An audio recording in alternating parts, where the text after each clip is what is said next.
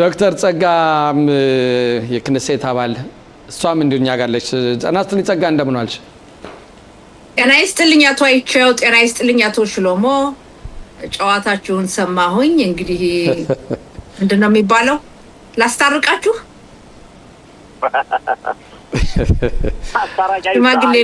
አስታራቂ ሐሳብ ይኖራታል እሷ እንግዲህ ታስታርቀናሽ እንግዲህ ምናምን ሽማግሌ ይግባ ማለት ነው ጸጋ እንዴት ነሽ ደህና ነሽ ወይ እስራኤል አምላክ ይመስገን በጣም ደህና ነኝ ያው እንደምታዩኝ ክነሴት ውስጥ ነው ያለሁት አሁን ክነሴታችን እንግዲህ ህግጋቶችን እያጣደፍን ነው ክነሴት የሚበተንበት ጊዜ ስለቀረበ ከዛ በፊት የተጀመሩ ህግጋቶችን በቅርብ ቀናት ውስጥ ለመፈጸም ያው 4 አመት እየሞላ ነው በቂ ጊዜ ያላችሁ ወይ እነኚህ ህግጋቶችን አሁን ለመፈጸም በጣም ርብርብ ላይ ነው የሚገኘውና ይሄ ነገር ግን አንድ ህግ ካለፈ በኋላ ቆይቶም ሌላም ውያ በቫዳ ምናምን ይባል ነው ኮሚቴ መቅረብ አለበት ለዛ ሁሉ ጊዜ ይበቃል ወይ 2 ሳምንት መሰለኝ ባለሳሳት የቀራችሁ ክነሴት ሊበተን አዎ አዳዲስ ህግጋቶች ምንም ጊዜ አይኖርም ነገር ግን የተጀመሩ አሉ የተጀመሩትን መጨረስ ያስፈልጋል ለምሳሌ አንድ ህግ ሲደነገግ በመጀመሪያ ህጉን የሚያረቀው የክነሴት አባል ካቀረበ በኋላ የክነሴት ማስኪሩት የሚሉት ከፈቀደ በኋላ የሚመለከታቸው የሚኒስትሮች ኮሚቴ ከፈቀደ በኋላ የመጀመሪያ ትሮሚት የሚባል ድምጽ መስጠት አለ ከዛ ቀጥሎ የመጀመሪያ ዙር አለ ወደ ኮሚቴ ይመጣል ውይይት ይሆናል እንደገና ሚስተካከሉ ካሉ ይስተካከል ይባላል የሚጨመር ይቀነስ ከዛ ሁለተኛና ሶስተኛ ድምጽ እስከሚያልፍ ድረስ ብዙ ጊዜ ይጨርሳል ስለዚህ አቶ አይቸው እንዳልከው ብዙ ጊዜ የለም አሁን የተጀመሩትን ካልሆነ አዳዲስ ህግጋቶችን አንችልም ሽሎሞም ትላለ በዚህ ዙሪያ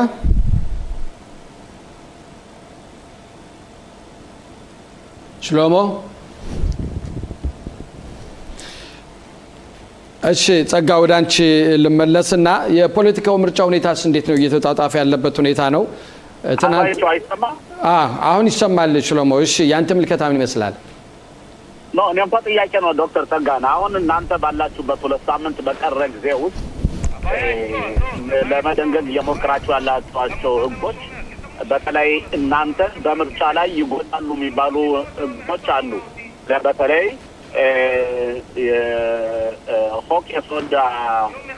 ሆኬሶድ ቶራ ኦሪት መማር እንደ መሰረታዊ ህግ ተብሎ እንዲወሰድና ያው አላማው በጀዙ መጨረሻ ላይ ኻሪዲዎች ውትድርና እንዳይሄዱ ነው ሁለተኛው ህግ ደግሞ እናንተ የምትደነግጉት አሁን ውትድርና ጥሪ ተደርጎላቸው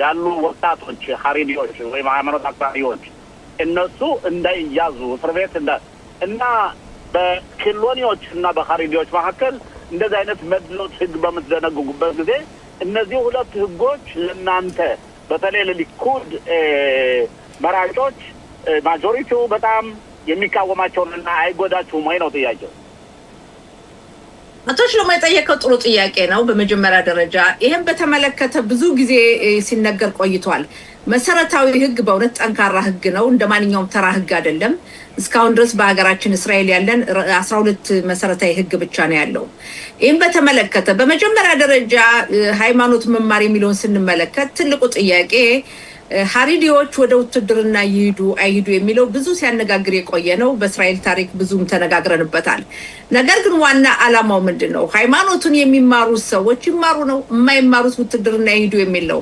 ሃይማኖቱን የሚማሩት ይቀጥሉ ይማሩ የማይማሩት ይሄዱ በሚለው ጉዳይ ላይ ውዝግብ አለ ውዝግቡ ምንድነው አንደኛ የእስራኤል መከላከያ ራሱ ዝግጁ አይደለም እነዚህን ሰዎች ተቀብሎ ለመመልመል በአሁኑ ሰዓት ያለው 2 ወታደራዊ ክፍል ነው ነጻህ ይሁዳና ሐሽሞናይም የተባለው ሁለቱ ብቻ ናቸው ያሉት እነዚህ ብዙ ሰዎችን መያዝ አይችሉም በጣም ጥቂት ሰዎችን ብቻ ነው የሚይዙት እና ይሄ ዝግጁ አይደለም በአጠቃላይ የኻሪዲዎች ውትድርና ይሄዱ የሚለውን ጥያቄ ስንመለከት የፖለቲካ ጥያቄ ነው የፖለቲካ ጥያቄ ባይሆንም ማኖሮ ጥንትም ጀምሮ ይሄን በተመለከተ እስራኤል ከተቋቋመችበት ጊዜ አንስቶ መፍትሄ ይሰጠው ነበር ስለዚህ መፍትሄ ስላልተሰጠው አሁን መፍትሄ መስጠት የሚቻለው ሃይማኖት የሚማሩት ይማሩ ሌላው አቶ ሽሎሞ አትርሳ ሰሞኑን በተለይ አወዛጋቢ የነበረው ባለፈው ሳምንት ሃይማኖትን የሚማሩትን የማይማሩትን ማለት አይደለም የሚማሩትን የሽባ እየተማሩ ሄደው ሁሉ ይዘዋቸዋል ሃይማኖቱን ቁጭ ብሎ እየተማረ ሰው አንድ ሰው ወስደ እስር ቤት ማሰር በእስራኤል ሀገር በይሁዲ ሀገር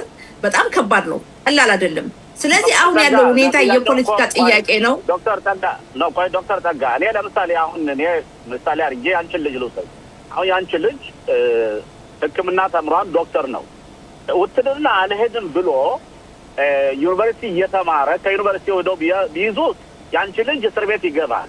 ኦሪት ግን የሚማሩት ሰዎች ነው ከተባለ ለእነሱ ተለይቶ መድሎ ሕግ እየደነገጋችሁ እኮ ነው። እንዴት ሊሆን ይችላል? ሕግ እኮ ሲወጣ ለሁሉም እኩል ሕግ ነው መሆን ያለበት። አንደኛ። ሁለተኛ ደግሞ ውትድርና ማገልገል እኮ ራሱ ኤሬክ ኤሊዮን ነው። ማለትም ትምህርት ኦሪት ከመማር የበለጠ ሊሆን አይችልም። ስለዚህ ውትድርና ማገልገል ማለት ሀገሪቱ ውትድርና በጠላት የተከበብን ሰዎች ነን፣ ሀገራችን ማለት ነው። የኢራን ጦርነት እያየነው ነው፣ ምስክር ነው። ለምሳሌ እና ይሁን ባራክ ሚሻል ወታደርና እውቅ ታዋቂ ካጣን በኻኻም ያሉት ባንክራፕት አድርጓል። ናይና ኢዲዮሎጂ አሁን ኃይለኛና ጠንካራና ሰፊ አገልግሎት የሚሰጥ ወታደር ያስፈልገናል። በዚህ ጊዜ ባለንበት ሁኔታ የዲሞግራፊ ለውጥ ባለበት ሁኔታ ዶክተር ጸጋ እናንተ የምትደረኩ ከዛሬ እስከ 50 ዓመት በኋላ እኛ ካለፍን በኋላ ምን አይነት ሀገር ነው ልጆቻችን ጥለን የምንሄድ እኮ ነው ጥያቄው። በጣም ጥሩ ጥያቄ። አሁንም የጠየቀው ጥያቄ የፖለቲካ ጥያቄ ነው በእስራኤል ሀገር። ያ ባይሆን ኖሮ ድሮ መፍትሄ ይሰጡ ነበረ። ሀሪዲዎች ተመልከት፣ ለዘመናት ሀሪዲዎች በእስራኤል ብሔራዊ ውትድርና ሳያገለግሉ ሲቆዩ ይህም በተመለከተ ሕግ እስከዛሬ ድረስ አልጸደቀም። እነሱ የሚያድጉበትና የሚኖሩበት የሚያምኑበት ለየት ያለ ነው። የመከላከያ ኃይሉ ራሱ እነዚህን ሰዎች ተቀብሎ እንዲያገለግሉ የማድረጉ ችሎታው የለውም። እርግጠኛ ነኝ እንደውም አይፈልጋቸውም። ልንገርህ ለምን ያልን እንደሆነ የመከላከያ ኃይሉ ሃይማኖታዊ አይደለም። ብዙውን ጊዜ በሙሉ ስታይ ያለው በሙሉ ሃይማኖት የሚጠብቅ እንደ ሀሪዲዎች አይደለም። ስለዚህ እነዚህን ሰዎች ደረጃ በደረጃ ሃይማኖቱን የማይማሩትን ማምጣት ያስፈልጋል። የአሁኑ በፖለቲካ ነው። የግራ ክንፎች የፖለቲካ መሳሪያ አድርገውት ነው እንጂ አቶ ሽሎሞ ልንገርህ ከአሁን በፊት በራቢን ዘመን ነበር መንግስት፣ በሽሞን ፔሬስ ዘመን ነበረ። ለምን ያን ጊዜ አልወሰዷቸውም? ባለፈው ጊዜ ያይር ላፒድና ናፍታሊ ቤነት ጠቅላይ ሚኒስትር ሆነው ሲያገለግሉ ለምን እነሱ እንዲሄዱ ሕግ አላጸደቁም? እነሱን ለምን አልወሰዷቸውም? የፖለቲካ ጨዋታ ነው። ሌላው በእስራኤል ሀገራቶች ደግሞ ማገልገል ካመጣ በቴላቪቭ ዙሪያ የሚገኙ በአሁኑ ሰዓት ሃይማኖት የማይጠብቁ ሂሎኒ የምንላቸው ወደ 40% አያገለግሉም። ለምን ይሄ አይነሳም? ለምን ነው የሀሪዲዎች የሚነሳ? የሀሪዲዎች የሚነሳ ከጠቅላይ ሚኒስትሩ ጋር መንግስት በማዋቀራቸው የቀኝ ክንፍ በመሆናቸው ነው እንጂ አሁን በሚቀጥለው አሁን ሌላ መንግስት ቢቋቋም ያይር ጎላን ምንድነው ያለው? ያይር ጎላን ምክትል የጦር ኃይሎች ኤታማዦር ሹም የነበረው አክራሪ የለየለት የግራ ክንፍ ምንድነው ያለው? ባለፈው እኛ መንግስት ካዋቀርን በሚቀጥለው ሀሪዲዎችን ቀስ በቀስ ደረጃ በደረጃ ነው እንዲገቡ የምናደርገው። ያ ምንድነው? ከፖለቲካ ጥቅም የተነሳ ነው እንጂ በእውነት ታስቦበት ቢሆን ኑሮ ደረጃ በደረጃ እነዚህን ሰዎች መመልመል ያስፈልጋል። ያለውን 2 ወታደራዊ ክፍል የሀሪዲዎችን ትቶ ማስፋት ያስፈልጋል፣ ማተለቅ ያስፈልጋል። ያ ነው ትልቁ ነገር። ወደኛ ልጆች የመጣ እንደሆነ የኛ ልጆች የምናሳድግበት አመለካከትና የነሱ የተለያየ ነው። ያንተ ልጆች ውትድርና አሉ፣ የኔ ልጆች አገልግለዋል፣ እናንተም አገልግላችኋል። እና ይሄ በሙሉ ያለው የፖለቲካ ጨዋታ ሆኖ ነው እንጂ ፖለቲካ ባይሆን ኖሮ የሁሉ ውዝግብ አይመጣም። ሌላውም ደግሞ አሁንም ሁሉ ጊዜ የምንናገረዋለን የሀሪዲዎች ቁጥር ከአረቦች ጋር ሲወዳደር ዝቅተኛ ነው። በክነሴት እስራኤል 10 የክነሴት አባላት አሉ አረቦች። የእስራኤል ህዝብ 21% አረቦች ናቸው። አረቦች ለምን አያገለግሉም? ውትድርናውን ተው፣ ለምን ብሔራዊ አገልግሎት አያገለግሉም? ለምን አረቦችን አትንኳቸው? ለምን ግራ ክንፎች ጠለላ መከታ አድርገው ነው ይዘዋቸዋል።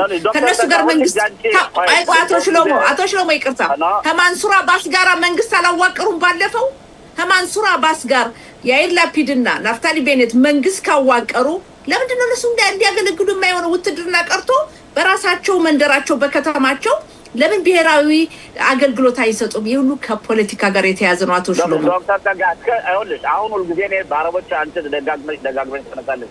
አንድ የምትረሺው ነገር አለ።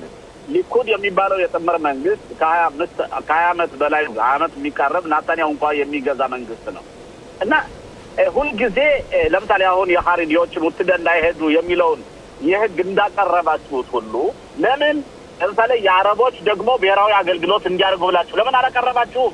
እናንተ እኮ ናችሁ ይቀርባል። እኔ በዚህ ጉዳይ ትክክል ነኝ። እኔ በተለይ በዚህ ጉዳይ ላይ አረቦች ተመልከት፣ የእስራኤል ዜጋ የሆኑ አረቦች በሁሉም መስክ ይሳተፋሉ። በሁሉም መስክ ከተሳተፉ በሀገሪቱ መብት አላቸው። መብት ካላቸው ግዴታቸውን መወጣት አለባቸው። እኔም ማምንበት በአንድ ሀገር ውስጥ መብት ብቻ መኖር የለበትም፣ ግዴታ መኖር አለበት ነው። ያ ነው። ግን የፖለቲካ ጥያቄ ስለሆነ አልተነሳም፣ አይነሳም። ስለዚህ በሚቀጥለው መንግስትም ሲዋቀር እናንተ ለምሳሌ ለምን አታረጉም ነው ጥያቄው። ለምን አላረጋችሁ? ለምን አታደርጉም?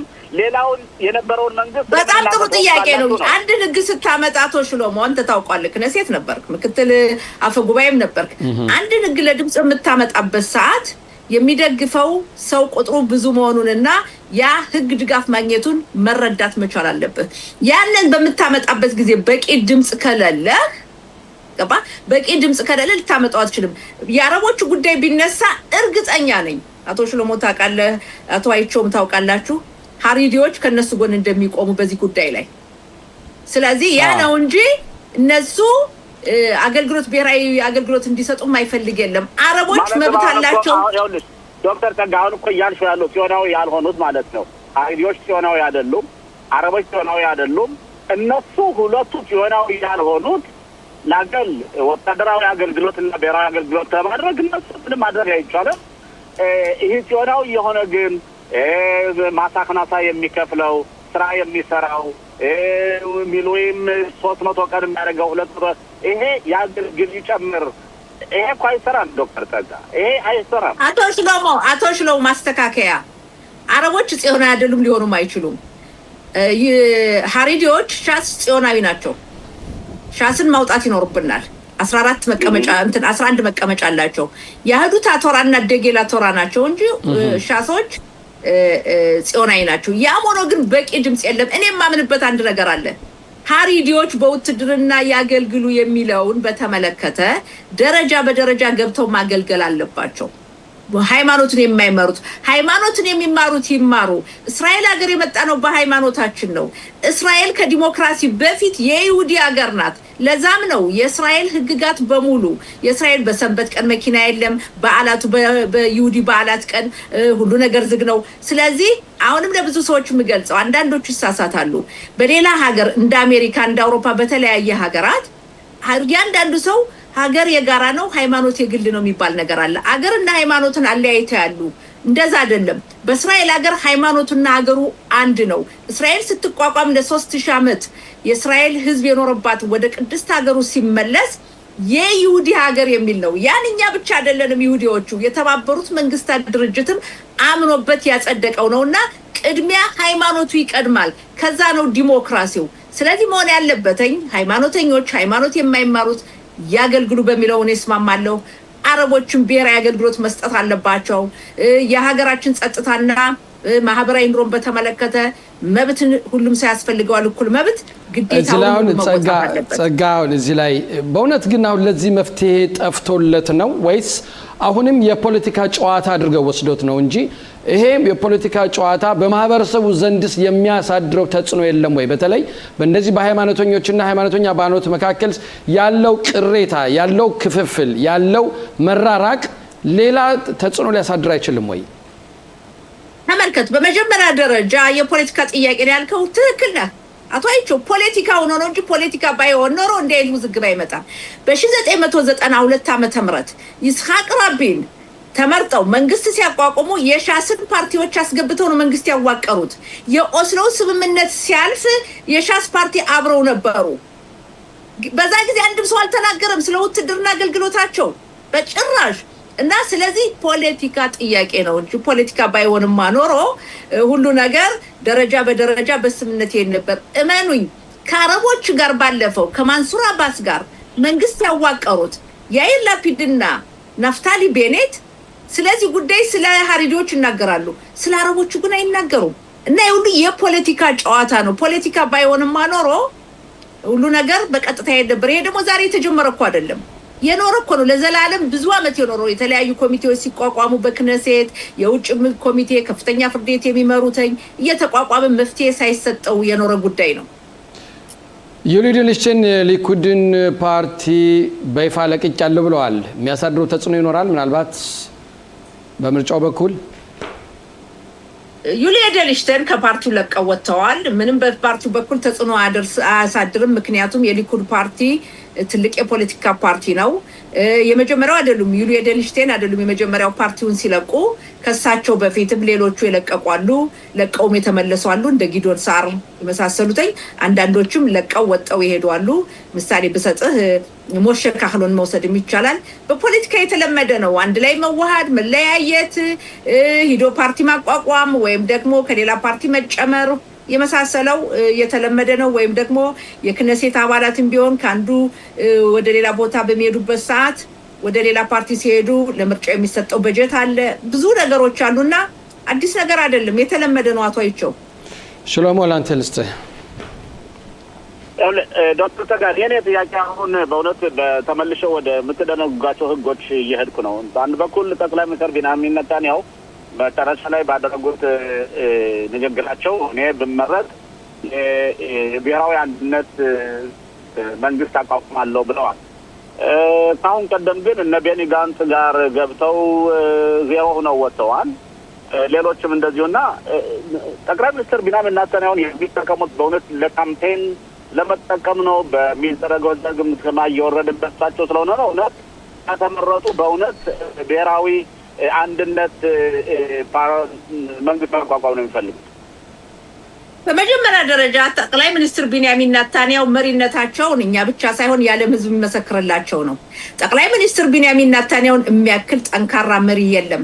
አሁንም ቢሆን ለሚቀርበው ውድድር የቀኝ ክንፍን የሚመሩት እሳቸው ናቸው። የግራ ክንፎች መሪ እንኳን ማውጣት አልቻሉም። ሲንኮታኮቱ እያየን ነው። አንድ ጊዜ ያይር ላፒድ፣ አንድ ጊዜ ናፍታሊ ቤኔት አንድ ላይ ሄዱ። ያለው ግምገማና ጥናት ሲያወርዳቸው ደግሞ ወደ አይዝንኮት ሄዱ። የተለመደ ነው የግራ ክንፎች። ቀደምም ቤኒ ጋንጽነን መሪ ለማድረግ በመገናኛ ዘዴዎች ተሞክሮ ነበር። ስለዚህ የቀኝ ክንፍ ጠንካራ መሪ አለን። ቢንያሚን ኔታንያሁ ጠንካራ፣ የግራዎቹ የላቸውም። ስለዚህ ጠቅላይ ሚኒስትር ቢንያሚን ኔታንያሁ በአጋጣሚ አቶ ሽሎሞ በጠየቀው ጥያቄ ዙሪያ አንድ ላይ መሄድ የሚለው ሁኔታ በተለይ ጥቅምት 7 የሐማስ ሽብር ፈጣሪ ድርጅት እልቂት ካደረሰበት ጊዜ በኋላ አንድ ላይ መሄዱ ሁሉንም ህዝብ የሚያካትት ቢቻል መንግስት ማዋቀሩ ሁላችንም የምንፈልገው ነው እና ለዚህ ነው ጠቅላይ ሚኒስትሩ በተደጋጋሚ አንድ ላይ የሆነ መንግስት ማቋቋም የሚችሉ የሚለው እንጂ ጠቅላይ ሚኒስትሩ ጠቅላይ ቢንያሚን ኔታንያሁ ባለካላቸው ታሪክ እንደምንረዳው ከሆነ አንድም አይነት የፖለቲካ ስምምነት አድርገው እሳቸው አሜን ብለው የቃል የገቡትን ተግብረው አያውቁምና ማን ያመናቸዋል ነው ጥያቄው። ተማኝ ጠቅላይ ሚኒስትሩን አመኑም አላመኑም የግራ ክንፎች ምንም የሚረዳቸው የለም። ተመራጩ ስልጣን የሚይዙት ብዙ አመት የሚያገለግሉ እስራኤል ከተቋቋመች 78 አመት ነው። አብዛኛውን አመታት ሀገሪቱን የሚመሩ ጠቅላይ ሚኒስትር ቢንያሚን ኔታንያሁ ናቸው። በመካከለኛው ምስራቅ ከአራት ሀገራት ጋር የሰላም ይቅርታ እንዲያስጨርሰኝ ጠቅላይ ሚኒስትር ቢንያሚን ኔታንያሁ በመካከለኛው ምስራቅ ከአራት የአረብ ሀገራት ጋር ሰላም ያመጡ ናቸው። ሊጨርሱን የመጡትን ሊያጠፉ የመጡትን ነን በመዋጋት ኢራንን ያለችበት ሁኔታ እያየን ነው። መሪዋን እንኳን ለመቅበር 4 ወር ጠብቃለች። መካከለኛው ምስራቅ ጠቅላይ ሚኒስትር እየለወጡት ነው። ነገር ግን የግራ ክንፎች አልተዋጠላቸውም። ጠቅላይ ሚኒስትሩን በፍርድ ቤት ለማውረድ እንኳን የሞከሩትኝ ባለፈው ሳምንት ተመልክታችሁት ይሆናል ብዬ አስባለሁ በቴሌቪዥን በጉቦ ተጠርጥረዋል የሚለውን ፍርድ ቤቱ ያውራጃው ፍርድ ቤት ምንድነው ያለ ጠቅላይ ሚኒስትሩ ጉቦ ተቀብለዋል የሚለው ነገር አሁን ብቻ ሳይሆን ከፊትም አስጠንቅቀዋል። ይሄ ነገር የለም ፋይዳ የለውም ብለዋል።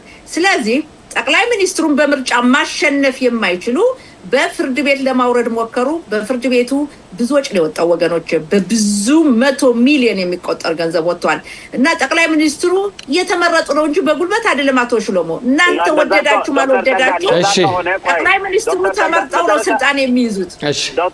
ዶክተር ተጋመጠ እንደዛ ከሆነ ጠቅላይ ሚኒስትር ቢንያሚን ኔታንያሁ ያገኟቸውን የጥሩ ውጤቶችን ኃላፊነት መውሰድ ብቻ ሳይሆን ላጋጠማቸው ውድቀትን ለምን ኃላፊነትን የማይወስዱ? ለምሳሌ 7 ቀን 10 ወር 23 ዓመተ ምህረት የመጣው ውድቀት እና በጣም ኪሳራ በእሳቸው መሪነት እሳቸው ጠቅላይ ሚኒስትር በነበሩበት ጊዜ የሆነ ነውና ለዛ ለምን ኃላፊነት የማይወስዱ? ጠቅላይ ሚኒስትሩ ተመልከት፣ በጠቅላይ ሚኒስትርነታቸው ኃላፊነት አለ እንጂ ወንጀለኛ አይደሉም። በወንጀል ተጠያቂው የመረጃ ክፍል ነው። ወንጀለኛ አላልኩም። አዳምጠኝ። ተጠያቂው በወንጀል ተጠያቂው የመከላከያ ያጠያየቁ ሁኔታም ይወስናል መሰለኝ። አቶ ሽሎሞ እዚህ ላይ ያጠያየቁ ማን ነው ይሄን የሚጠይቀው? በቅድሚያ ብሔራዊ ኮሚቴ ተቋቁሞ መጠየቅ አለባቸው። ያው ብሔራዊ ኮሚቴው የሚዋቀረው ከማን ተውጣቶ ነው? ከፍተኛ ፍርድ ቤቱ ዳኛ በህግ ተናገረው ወንድ መሰረት ታጭናቸው ማቋቋም አለባቸው ህጉ ካልተቀየረ ድረስ። በመጀመሪያ ደረጃ እኛ የምንፈልገው ሚዛናዊ የሆነ በኮሚቴው የሚቀመጡ ሰዎች መመርመር አለባቸው። የመከላከያ ኃይሉ የመረጃ ክፍሉ የሀገር ውስጥ መረጃ ክፍሉ ሻባክ የታየበት ውድቀት በጣም ከባድ ውድቀት ነው። በሁለተኛ ደረጃ የመከላከያ ኃይሉም የመረጃ ክፍሉ። ስለዚህ በአጠቃላይ ሁሉም መመርመር አለ። የሚመረምሩት ግን ሚዛናዊ የሆኑ መሆን አለበት እንጂ ከወዲሁ የሚጠላ ሰውና በጉልበት የሀገሪቱን መሪ ለማውረድ የሚካሄደው ሂደት አንቀበለውም። ጠቅላይ ሚኒስትር ቢንያሚን ኔታንያሁ አቶ ሽሎሞ ግራዎቹ ወደዳችሁም አልወደዳችሁ ህዝቡ እየመረጣቸው ነው። ባለፈውም ተደጋግሞ ተመረጡ። በእስራኤል ታሪክ የመጀመሪያው ብዙ አመት የገዙ ጠቅላይ ሚኒስትር በዲሞክራሲ ሀገር በእስራኤል በሀገራችን እሳቸው ናቸው። ለሚቀጥለውም ተዘጋጁ። እሺ ጸጋ ለሰጥሽን ሰፋ ያለ ማብራሪያ እጅግ በጣም እናመሰግናለን። እግዚአብሔር ይስጥልን። ሽሎሞ አብረን እንቀጥላለን።